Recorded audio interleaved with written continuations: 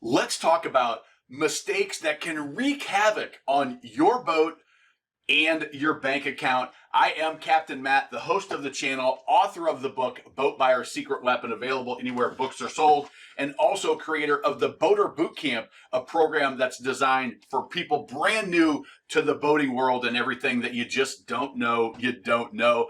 Let's talk about the biggest issue, and that is number one, not running your blower. This is a mistake that's so easy to avoid. It can cause catastrophic issues, as you see in this video, but hitting that button to run your bilge blower to blow any fumes out that could, if they got a spark, could cause a major explosion, and people die every year because of this. So make it a habit. Without exception, no fail, run that blower before you start your boat for 3 to 5 minutes. Next, we've got forgetting your drain plug.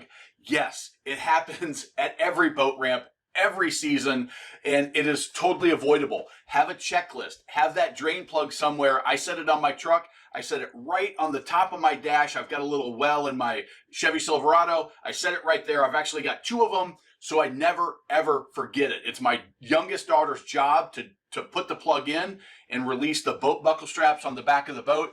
It's my job to double check it before we put that boat in, and everybody in the family knows that if they see the boat's plug's not in, they say something. Hey, put the plug in. I'd rather have 4 people say, hey Dad, put the plug in, than back the boat down without that plug in, and it happens, and this is exactly what happens. Improper fueling is a major cause of sometimes the explosion, but sometimes just major issues. So a common one is to put the fuel into the water holding tank or the waste tank. That's a common one. Another one is on center consoles or fishing boats to put it in the rod holder by people that just aren't paying attention. It's a new to them boat. They don't typically fuel it up.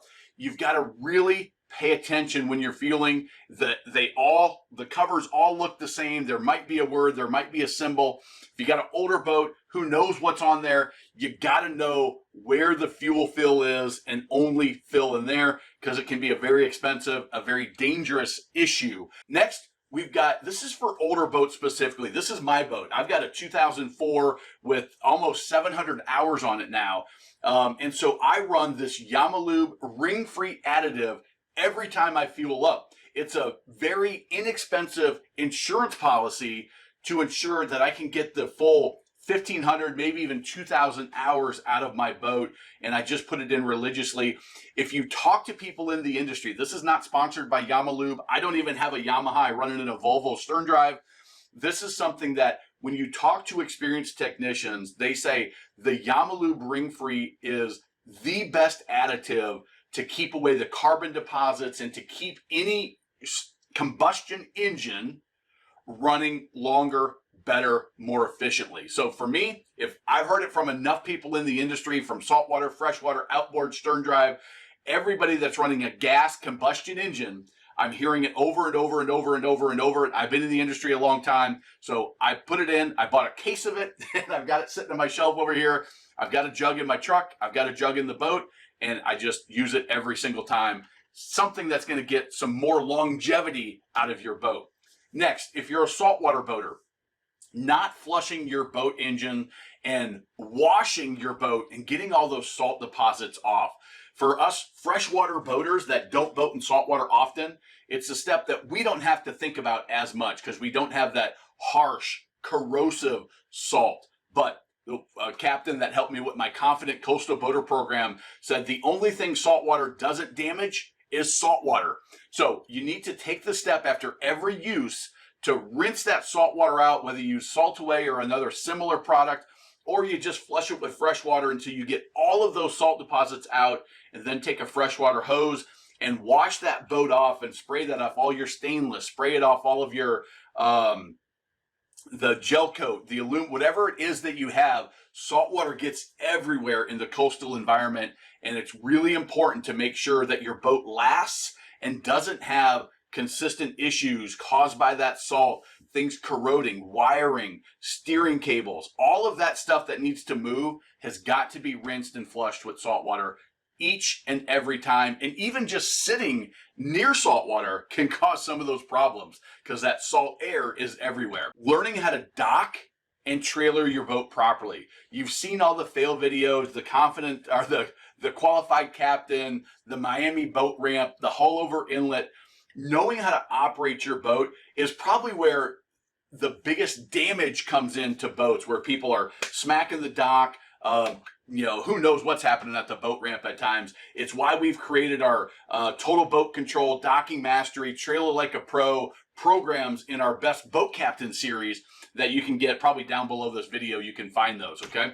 Next is checking your fluid levels. So that means checking your oil every time you go out. Checking your gear lube if you got a Mercruiser, your little reservoir, or a couple times a year, check the fluid if you've got a Volvo. It's usually down at the drive. Checking those to make sure, one, you don't have leaks, that you've got appropriate fluid levels, and three, that you don't have water intrusion. If you seem to have more oil than you should, more than the last time you checked it, hey, maybe you've got water getting there. If you get some milkshake consistency, it looks like it's kind of frothy and a kind of a chocolatey milkshake, a frosty look, that color, you know you've got problems. And the quicker you address it, the less likely it is to be a very, very, very expensive or catastrophic issue, and the more likely it is that you can nip it in the bud and get away with a more inexpensive fix, maybe just a fluid change and a change of a seal. But if you let that go over time, that's when those get very, very costly and very harmful to your bank account.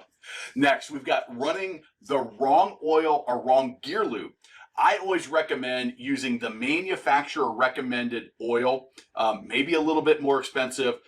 Quicksilver, Yamaha, the Sierra brand is good, so it can be the equivalent, but don't try to get cheap. Don't go to Walmart and buy the cheapest stuff that maybe is automotive or it's close. That's just a recipe for issues down the line. Yeah, it may be cheaper today, may save you $100, but it's going to cost you thousands down the line. The marine environment is different. It's harsher. It's higher heat typically because of the way things work, and there's a lot more costly mistakes that can come by using the wrong fluids, okay? So next is overinflating or underinflating your trailer tires. I talked to a buddy back home that he said he had filled up his tires, had good pressure, then it got real hot. The temperature went up like 20 degrees from when he filled them. Guess what happened? He blew a tire on the way to a trip. It happens. You've got to be, especially if you tow longer distance. And I just got back towing a boat from Knoxville, Tennessee, down to Panama City, Florida, back through Alabama, back to the Carolinas. So a lot of towing, and it's important to check, hey, do we have the right tire pressure? Not necessarily the max that's on the tire, but check the little placard on your trailer as well to make sure you're running the right level. Also, you want to check to make sure that your trailer tires aren't too old. Usually 5 to 7 years, there's a little week and date stamp, I guess, on the tire itself when they were produced. And if it's over 5, 6 years old, you might, even if they look great, even if there's no dry rot, even if the tread is perfect, even if you barely used them and you kept them indoors, rubber deteriorates over time and you're likely asking for a blowout. And having a blowout on a boat you left on the side of the road, probably with your family, not what you want to do. Spend that extra money and get those new tires on. I just put all new tires and rims on my trailer. Cost me about $900 to do it, but I was so much more confident when I towed our boat from the Carolinas up to Lake Tellico in Tennessee because I knew, hey, these are brand new. I'm good for another 5 years before I need to worry about it. All I've got to do is check the air pressure and make sure that I keep them protected from the UV because I keep my boat outside. And then we've got changing the impeller. I say at a reasonable interval. And I say that because, one, if you run in deep, clean water, your impeller can last much longer than if you run in more shallow, dirtier salt water that's got more abrasive, more stuff that can cause damage to that rubber over time. And then you're going to want to replace it sooner. So I run typically in deep, clean water, fresh water. So I can get by with 2-3 years on my impeller. I could probably stretch it longer. But again, just like the trailer tires, it's rubber. It's going to break apart if you don't change it soon enough. And the consequences, if it breaks into those little parts that you see in this image, guess what? Those can get caught up in your engine. They're going to run through the system. They're going to clog things. They're going to be a nightmare to get resolved. And an impeller is 50 bucks. Having a professional change it might cost you $200-300. If you do it with your annual service, it's probably even a little bit less. It's going to keep you from having that very expensive issue. Boats, I always say, people, you don't buy a boat to save money. So once you own that boat, make sure that you maintain it properly so that you're enjoying the boat. You're not breaking out another $1,000 because of deferred maintenance. You're keeping up with the maintenance, and you have just a reasonable cost of ownership over the life, and you're using the boat and loving it and not having those expensive, dangerous, costly mistakes that make people have to have the shirt. By the way, this might be available down below the video if you're watching on YouTube. Next is kind of along with maintenance, but addressing a leak, a squeal, or a known issue. If you've had an issue with your boat and let's say your oil level drops and it continues to drop. Let's say there's a leak somewhere where you're like, water's getting in the boat somewhere, and I just can't figure it out. There's some other issue. Maybe you've got a short when something happens, when you do the trim, it kind of shorts out. Don't just avoid it and hope it goes away, because it just won't. That is not how boats work. Go ahead and address it. Identify what the problem is and have it resolved as quickly as you can, because the cost of letting it roll takes it from a maintenance item of probably fairly inexpensive to a catastrophic, up to an engine replacement or the boat sinking, or maybe it's something that's going to cause a wreck of some sort.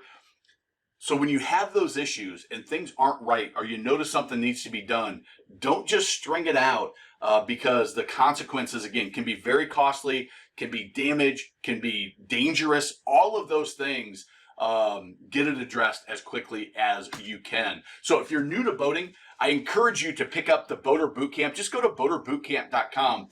This is just kind of scratching the surface of things you need to know. But I run through the systems, I run through navigation, I run through a lot of things that if you're brand new to the boating world, even if you don't have your boat yet, go ahead and pick this up. It's going to save you, I promise you, it'll save you from making a costly mistake of something you didn't know, and I cover it for all different types of boats, and you can watch the parts that are appropriate. If you found this valuable, give it a thumbs up. If you have a situation that was costly to you, and you want to share that with other boaters, leave that in the comments down below so we can share that knowledge and help people really, so they can wear the shirt that says life is better on a boat and truly mean it. Thanks a lot. We'll talk to you soon. And remember, life truly is better on a boat.